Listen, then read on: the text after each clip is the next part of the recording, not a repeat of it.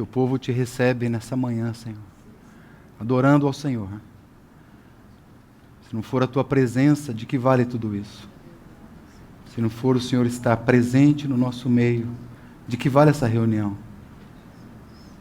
A tua presença para nós é tudo, Senhor. Nós sabemos que não somos dignos dela. Sabemos que nós trememos diante da tua presença.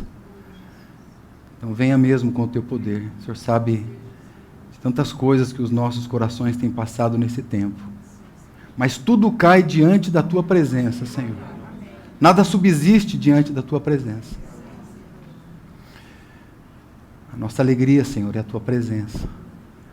Nós pedimos também pelas crianças que estarão subindo, que a tua presença esteja ali com elas também. Ó Senhor, o teu povo te recebe, te adorando, para a glória do teu nome, Senhor. Amém. Amém. Amém. Eu quero abrir em duas passagens, irmãos, da palavra do nosso Deus. A primeira do livro de Apocalipse, capítulo 4. Na outra oportunidade que estive aqui, nós compartilhamos um pouco sobre esse ambiente que há na eternidade. O ambiente que há diante da glória do nosso Deus. Quando nós colocamos os pés aqui nesse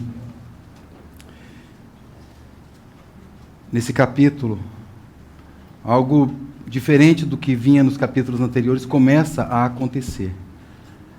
E o primeiro versículo diz assim: E olhei, e eis que estava uma porta aberta no céu. E a primeira voz, como de trombeta, ouvira falar comigo. E disse: Sobe aqui, e mostrar-te-ei as coisas que depois destas devem acontecer. E o outro versículo, versículo 3, e o que estava assentado no trono era na aparência semelhante à pedra de jaspe, sardônica, e o arco celeste estava ao redor do trono, era semelhante a esmeralda. Versículo 4, e ao redor do trono havia 24 tronos, e via sentados sobre os tronos 24 anciãos, vestidos de vestes brancas, e tinham sobre a cabeça coroas de ouro. E o versículo 8, irmãos, eu quero que vocês coloquem os olhos nele, com bastante cuidado, com bastante reverência, e eu quero ler junto com vocês. Ele diz assim: E os 4 animais tinham, cada um, respectivamente 6 asas, e ao redor e por dentro do trono estavam cheios de olhos. Aqui a nossa versão vai ser um pouco mais igual. Vai ser mais igual do que anteriormente. Mas vamos lá. E não descansam nem de dia e nem de noite, dizendo: Santo, Santo, Santo é o Senhor Deus, o Todo-Poderoso, que era e que é e que há de vir. Amém. De alguma maneira nós unimos agora aqueles que puderam levantar as vozes nesse trecho. De alguma maneira nós unimos as nossas vozes com seres eternos. Na eternidade é isso que está acontecendo nesse exato momento. Eles estão dizendo constantemente: Santo, Santo, Santo. E aí é interessante que aqui ele diz o que era, o que é e o que há de vir. E se você colocar os olhos, só colocar os olhos, capítulo 1, versículo 4, João está dizendo, está escrevendo às 7 igrejas, está falando a respeito agora do Senhor Jesus, ele está dizendo que ele é esse que era, que é e que há de vir. É o Senhor Jesus. E o versículo 8, o Senhor Jesus agora se apresenta como o Alfa e o Ômega, o princípio e o fim, e diz o Senhor: Eu sou o que é, o que era e o que há de vir. Eu sou este.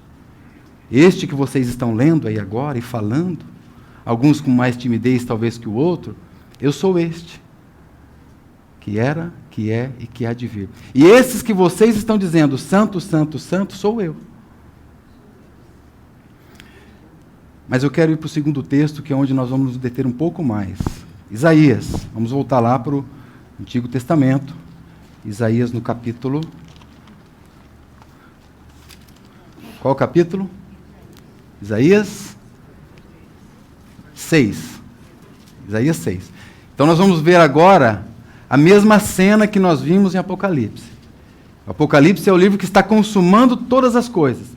E João, então, vê uma porta aberta, ele é convidado para entrar nessa porta aberta, ele entra nessa porta e a cena que ele vê é uma cena de adoração. É isso que ele vê na eternidade.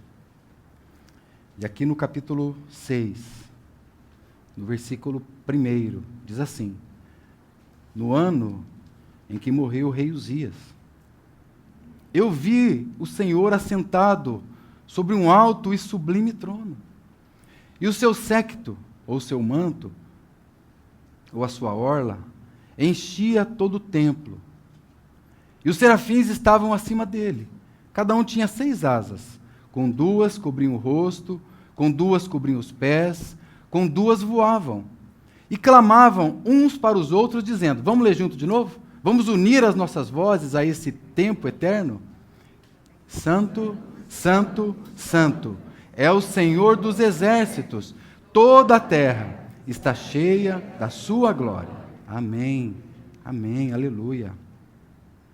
Louvado seja o nome do Senhor. E os umbrais das portas se moveram com a voz do que clamava, e a casa se encheu de fumaça. Então eu disse, ai de mim, eu vou perecendo, porque eu sou um homem de lábios impuros, e habito no meio de um povo de impuros lábios. Os meus olhos viram o Rei, os meus olhos viram o Senhor dos exércitos. O meu convite, irmãos, é para que a gente possa, então, entrar nesse ambiente pelo sangue do Cordeiro que foi derramado. Nós estamos aqui por causa do sangue que foi derramado. Aquele que estava sentado nesse alto e sublime trono, ele veio ao mundo, vestiu uma roupa humana, e ele morreu na cruz por causa de nós, dos nossos pecados, para que a gente pudesse ter entrada nesse mesmo local aqui. E o que nós estamos fazendo quando nos aproximamos com confiança dessa mesa? Temos ali um vinho, o produto da uva, temos ali o pão, produto do trigo. E o Senhor Jesus disse assim, fazei isto, isso é mais do que um convite. E a gente fala, né, o Senhor nos convidou, amém, é um convite. Mas é um imperativo, fazei isto. E nós não podemos deixar de fazer isso, porque foi assim que Ele nos salvou. Fazer isto em memória de mim. Não é para você olhar para você. Isaías aqui, ele disse assim, eu vi o Senhor, ele tirou os olhos dele. Ele poderia colocar os olhos nele, de alguma maneira, dentro desse contexto, provavelmente Isaías fosse o homem mais justo do seu contexto aqui, provavelmente. Aí quando ele vê a glória do Senhor, ele fala, ai de mim, eu estou perecendo, estou me esgotando, eu estou morrendo, estou sendo consumido pela glória do Senhor. Eu quero ler aqui um pequeno trecho de um autor do século XVII, não sei se eu sei dizer o nome dele, John Flavel. E esse irmão, ele foi alguém que debruçou sobre as Escrituras Sagradas. Ele escreveu um pequeno texto. E nesse debruçar, ele encontrou quem nas Escrituras? Alguns estudiosos dizem que se você ler 20 versículos, talvez no máximo 25, e não encontrar o Senhor Jesus neles, volte e leia novamente. Você não viu o Senhor Jesus. Ele está de Gênesis a Apocalipse. Quando a gente abre Isaías, né, a gente tem essa tendência, não, mas é Isaías, né, lá do Antigo Testamento, Antiga Aliança. Quando a gente abre Isaías, tantos capítulos, em especial os 6 que nós estamos vendo agora, nós vemos um Senhor, essa palavra Senhor é Adonai, soberano, Senhor, meu Senhor. A gente vê o Senhor Jesus ali. E eu vou mostrar isso para os irmãos. Mas esse irmão, ele se debruçou nas Escrituras, e ele começa então a olhar para as coisas que são criadas, olhar para a criação, olhar para as flores, olhar para os pássaros, olhar para os lírios, ele olha para o universo, e ele começa a comparar com o Senhor Jesus, e diz assim, mas o que são essas coisas, né? Como nós cantamos, tudo cai em sua presença. E ele vê essa complexidade toda, como isso é tão bonito, ele percebe que tudo disso não é nada, que essas coisas se empalidecem diante de tal beleza e maravilha que é o Senhor Jesus. E a minha oração é que a gente tenha esse coração nessa manhã, né, que a gente possa ter esse coração. Mas ele diz assim, irmãos, e ele diz, e vocês vão perceber que ele corrige o que ele diz. Olha só. Ó belo sol, bela lua, belas estrelas, belas flores, belas rosas, lindos lírios e belas criaturas. 10.000 vezes mais justo o Senhor Jesus. Mas infelizmente, Senhor, eu te injustiçaria ao fazer uma comparação dessa maneira. Ó sol e lua sombrios, mas ó justo Senhor Jesus. Ó flores e rosas sombrias, lírios sombrios, mas ó justo, isso mesmo, justo Senhor Jesus. Todas essas coisas juntas são sombrias, deformadas, sem nenhuma beleza, quando estão ao lado do mais belo, do Senhor Jesus. Ó anjos, serafins, querubins, arcanjos, sombrios, mas ó, incrivelmente belo, lindo, formoso, maravilhoso, Senhor Jesus. E qual que é a relação, irmãos? Qual é a semelhança, qual a relação de Apocalipse, a primeira porção que nós lemos, com essa porção que nós acabamos de ler? Não tem semelhança, é o mesmo lugar. São idênticos. Não é que a gente pode dizer, nossa, são parecidos, não são parecidos, são iguais. Onde João colocou os pés, né, ele diz que foi arrebatado pelo seu espírito, foi ali mesmo que também Isaías, né, que se sentiu totalmente indigno de estar ali naquela presença, foi naquele mesmo lugar que Isaías entrou. Só que, de alguma maneira, ele fala, do ano da morte do rei Uzias, isso nos dá uma ideia de que ele sai do temporal e vai para o eterno. É isso que acontece. Ele sai da referência cronológica e vai para a referência celestial, imediatamente. É isso que acontece. E quando eles entram, poderia dizer assim, o que eles veem? Eles veem que Deus habita na eternidade. E é difícil para nós entendermos isso. Aliás, se alguém explicasse para nós o que é eternidade, ia ser inútil, porque nós não íamos entender o que é eternidade.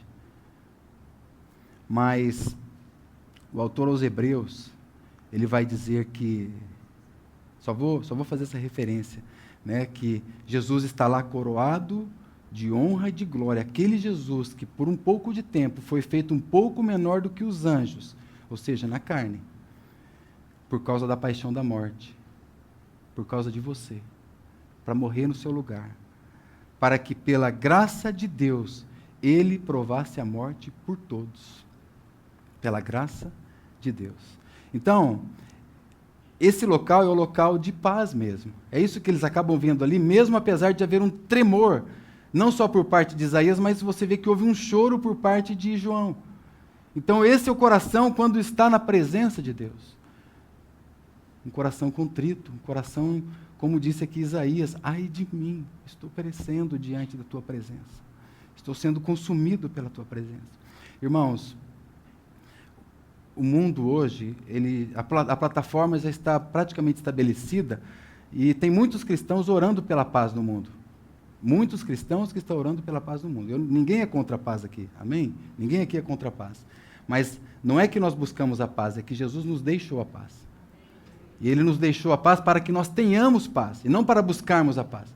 No mundo, aflições, tende bom ânimo. Eu venci o mundo.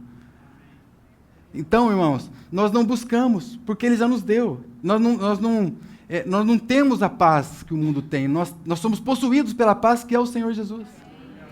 Essa é a total diferença da paz que o mundo nos dá. Então, o palco está armado. E todos estão pedindo. Nós não somos a favor de guerra.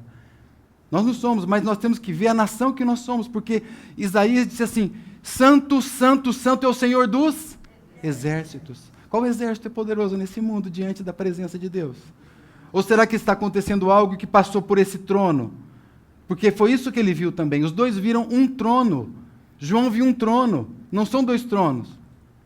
E Jesus ocupa o lugar de preeminência. Porque ele está à destra do Pai. A destra não é a direita do Pai, como nós sabemos. É no lugar de preeminência desse trono. É entronizado como Cristo. O mesmo Cristo que Isaías viu. O mesmo Cristo. E nada passa por esse trono. Todas as coisas têm que passar primeiro por esse trono. Não há nada que aconteça sem primeiro esse trono tomar conhecimento. Porque ali é a soberania inabalável do Senhor, é esse trono. É o lugar de honra, de autoridade. Esse trono está no céu, amados, no terceiro céu. Paulo estava orando e pedindo para que Deus removesse o espinho da sua carne. Espinho da sua carne, os irmãos, a gente não sabe o que é, mas é isso que você está passando. Esse é o espinho na carne. Que bom que ele não descreveu. Não, eu estou com um problema aqui no meu trabalho. Ele não descreveu. Eu estou com um problema na minha família, com o filho. Eu estou com um problema no meu casamento. Não, irmãos, o nosso grande problema é diante do trono de Deus. É ali na soberania, de ver que tudo passa ali. E ele orou, ele orou 3 vezes. E ele disse assim, eu fui arrebatado ao terceiro céu. Eu fui levado a este lugar, o apóstolo Paulo. E o que ele ouviu? Ele viu coisas inefáveis que ao homem não é lícito falar, mas uma coisa ele disse que ele ouviu. A minha graça te basta, porque o meu poder se aperfeiçoa na fraqueza. Então, o que nós vemos nesse trono de eternidade? A graça de Deus. A graça eterna de Deus está ali. João nos traduz isso dizendo que ele viu um arco-íris ali. Né? E a primeira menção disso é lá em Gênesis. Noé, Deus prometeu que não mais consumiria a terra. E colocou um sinal, o arco-íris. Então João fala do arco-íris. Mas nós sabemos, Paulo nos fala que a graça do Senhor nos basta. Nós estamos aqui por causa da graça de Deus. Nós não somos dignos de colocar os pés nesse lugar, irmãos. Não somos. Ele nos salvou inteiramente pela graça de Deus. E é isso que nós encontramos nesse local. Soberania, um trono de graça. E aqui os serafins. Deixa eu falar um pouco para vocês sobre essa figura enigmática. Porque é a única vez na Bíblia que aparece serafins é aqui. Essa palavra serafim, ela também pode ser traduzida por brasa, abrasador. Essa palavra é utilizada lá no deserto, quando o povo estava murmurando. Então Deus manda no sentido negativo as serpentes abrasadoras. No sentido negativo. Mas aqui ele vem no outro sentido. Somente aqui aparecem esses serafins. E dizem que eles tinham 6 asas. Né? É interessante que nós vimos em João, no capítulo 4, aqueles seres viventes tinham 6 asas. Não foi? 6 asas. Agora, o que isso fala para nós? Aqui, nós compreendemos que Isaías está nos explicando que com 2 eles cobriam os seus rostos, né? Cobriam as suas faces, com 2 eles cobriam os pés e com 2 eles voavam. Ou seja, uma adoração contínua e intermitente para o Senhor. Mas não só isso. Eu não sou digno de olhar para a glória de Deus. Não sou digno dessa glória. Irmãos, esses seres aqui, esses serafins, né, são seres extremamente misteriosos, mas eles são seres magníficos da criação de Deus. Não há de se negar isso. Eles têm a sua glória dentro de um sentido limitado, é claro. Mas eles estão dizendo o seguinte, eu não sou digno da glória de Deus.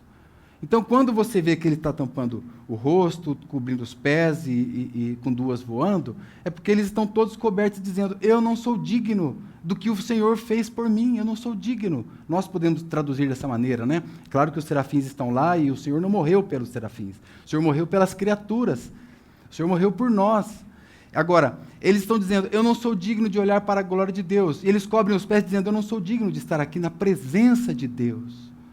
Sua presença me consome, Senhor. Tudo cai diante da tua presença.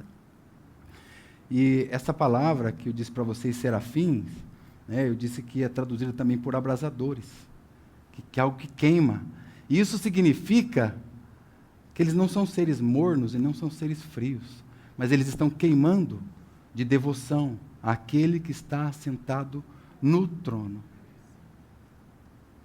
Então, irmãos, nós descobrimos que o que eles fazem é mais importante do que o que eles são. Eu disse algumas coisas aqui do que o que eles são, mas o que eles fazem? Eles se prostram diante da majestade. E não só isso, eles, num coro celestial, o que é que eles dizem? Santo, Santo, Santo. É o Senhor dos exércitos. Toda a terra está cheia da sua glória. E esse séquito, né, esse manto vai cobrindo todo o templo, mostrando que aquele que está sentado ali é um rei, um soberano Senhor. E eles clamavam exatamente isso, diante daquela majestade nas alturas. 3 vezes santo. O título talvez talvez, irmãos, mais proeminente do Senhor nas Escrituras. Talvez. É claro que o Senhor é luz, é uma luz inacessível, Ele habita na luz inacessível. É claro que o Senhor é amor, Ele é misericórdia, Ele é graça, né? Ele é tudo isso. Mas é a única vez que nós vemos um atributo do Senhor sendo repetido 3 vezes. Santo. É a única vez? Não, desculpe. É somente essa expressão, santo. Santo, santo, santo. Quer dizer assim, Senhor, não há ninguém como o Senhor. O Senhor é único, o Senhor é separado, o Senhor é exclusivo. A sua santidade moral, espiritual, é como que inalcançável para nós. Então o Senhor é santo, santo, santo. Paulo orou 3 vezes, porque ele estava enfatizando algo. Não sei se ele orou 3 vezes literalmente. Ele diz 3 vezes. Mas na cultura oriental, quando você queria destacar alguma coisa, colocar peso numa palavra, você repetia 3 vezes. Você dizia ela 3 vezes. Ou seja, isso colocava como que tornava poderia, sabe quando você destaca o texto? Pega a canetinha, destaca o texto, ou põe em negrito, né? Ou você pode falar grande, mas você pode colocar um ão. Para nós, colocar um ão grandão. Na cultura oriental, repete-se 3 vezes para ver a força daquela expressão, do como você quer tributar ao Senhor, com peso, as suas palavras. Então você diz, santo, santo, santo. Os maiores e mais elevados atributos ao Senhor. E é isso que eles estão fazendo lá. E nós fizemos aqui, agora há pouco. Então, quando eu quero chamar a atenção, enfatizar algo, superlativar, eu digo santo, santo, santo.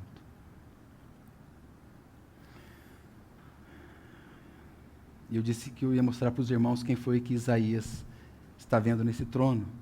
Ele disse no versículo 1, né? Eu vi o Senhor assentado sobre um alto e sublime trono. Não há dúvidas de uma manifestação do Logos de Deus aqui. Não há dúvidas da manifestação de Cristo, do Messias aqui. E eu vou mostrar isso para os irmãos. Na verdade, eu vou pedir para João nos mostrar isso, o apóstolo, que estava lá no livro de Apocalipse, lá no último livro. Então nós vamos abrir no Evangelho de João. No Evangelho de João, no capítulo 12. Um texto não menos significativo que os demais, mas um texto muito significativo, capítulo 12 do Evangelho de João. Logo após a ressurreição de Lázaro, no capítulo 11. Né? São 50 versículos que nos ensinam muito. Então aqui nós vemos a Maria adorando, ungindo os pés do Senhor com um unguento caríssimo, né? Prefigurando a morte do Senhor. Evangelho de João, capítulo 12. Prefigurando a morte do Senhor, ela unge os pés do Senhor com um nardo caríssimo. Nós vemos também que estamos a poucos dias da Páscoa, no início do capítulo, 6 dias, e logo após 5 dias. Então, ou seja, faltava 2 dias ali para o Senhor Jesus ser morto, crucificado, morrer na cruz. Nós vemos ali Judas sendo mostrado como um traidor. Nós vemos os gregos querendo ver o Senhor Jesus. E isso é algo de extremo milagre, porque a Grécia ocupava um lugar de destaque no mundo todo. Não só em outros tipos de poderios, mas também no poderio intelectual. No poderio do seu peso como nação. E aí chega alguém para o Senhor Jesus e diz assim, os gregos estão querendo ver o Senhor. Isso seria um motivo assim, fala, nossa, agora o meu reino vai ser estabelecido aqui. Mas ele diz que o meu reino não é deste mundo, vocês lembram? Então, nesse sentido, o Senhor Jesus ele não fica empolgado, porque ele sabia que tinha algo muito maior para ele buscar, que era o reino eterno. E buscar o seu povo, buscar a sua noiva morrendo na cruz. Então, ele não se impressionou tanto com os gregos querendo vê-lo. E não só isso, aqui nós temos também, cumprindo-se a profecia de que um rei viria montado sobre um jumento até Sião, Jerusalém. Cumpriu-se a profecia aqui no capítulo 12. Aqui no capítulo 12 também nós ouvimos uma voz do Pai nos céus. O Pai diz assim, eu já o tenho glorificado, e outra vez o glorificarei.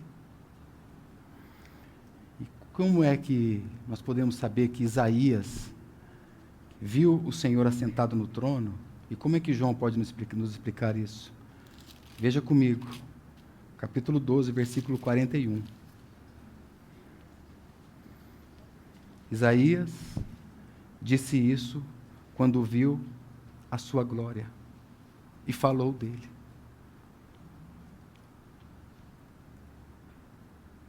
Vocês entendem, irmãos? Isaías disse isso quando viu a glória do Senhor. Quando viu o Senhor assentado num alto e sublime trono. Isaías disse isso quando viu aqueles seres serafins se tampando, dizendo da sua indignidade, da sua falência diante do trono de Deus. Isaías disse isso. E João está nos explicando. Vocês estão vendo quem estava sentado no trono? Vocês estão vendo? Ele estava sentado no trono. Irmãos, nós precisamos descobrir, como diz Romanos capítulo 11, tudo é dele, por ele e para ele. Como nós precisamos alcançar essa mesma visão. Eu vi, no ano da morte do rei Uzias, eu vi o Senhor assentado num alto e sublime trono. Precisamos tanto dessa visão. Porque tudo o que o Pai faz é através do Filho. Irmãos, o Pai reina através do seu Filho. Irmãos, toda a criação, tudo que foi criado através do seu Filho. Nele foram criados todas as coisas. Por isso que nós lemos aquele irmão no início, que ele disse assim, todas as coisas se empalidecem diante da tua presença. Porque tudo foi feito através do Filho. Irmãos, a eternidade foi feita através do Filho. Nós lemos Isaías 6, mas quando você chega no 9, Isaías vai dizer assim, que o menino nos nasceu, um filho se nos deu, o seu nome será maravilhoso, conselheiro, Deus forte e Pai. Ele fez a eternidade para a habitação dele, ele habita na eternidade. Então, a eternidade existe por causa do Filho de Deus. Todas as coisas existem por causa do Filho de Deus. Deus se revela ao mundo através do seu Filho. Ninguém jamais viu a Deus. Mas nós o conhecemos através da face de Cristo. Aquele que veio a esse mundo para morrer por indignos, pecadores como nós. Como foi que o Pai executou essa redenção dos indignos pecadores? Através do seu... Através de quem, irmãos? Através do seu Filho. Nós somos salvos através do Filho. Então é através do Filho também que Deus se assenta no trono. É através do Filho que nós vemos a glória de Deus. Porque Cristo é a glória de Deus. Não há ninguém tão exaltado nesse mundo como é o Filho de Deus. Todas as coisas se empalidecem diante do Filho de Deus. Tudo cai, como nós cantamos, em tua presença, ó Rei, Senhor dos exércitos. Santo, santo, santo é o Senhor dos exércitos. Toda a terra está cheia da tua glória. Louvado seja, Senhor, o teu nome. Receba nessa manhã os louvores do teu povo, remidos, redimidos, lavados pelo teu sangue, sangue remidor, sangue salvador, sangue que nos curou, sangue que nos purificou. Louvado seja o teu nome. Com os nossos olhos espirituais, nós queremos vê-lo nessa manhã, para a glória do teu nome, Senhor. Amém. Amém, Senhor. Aleluia.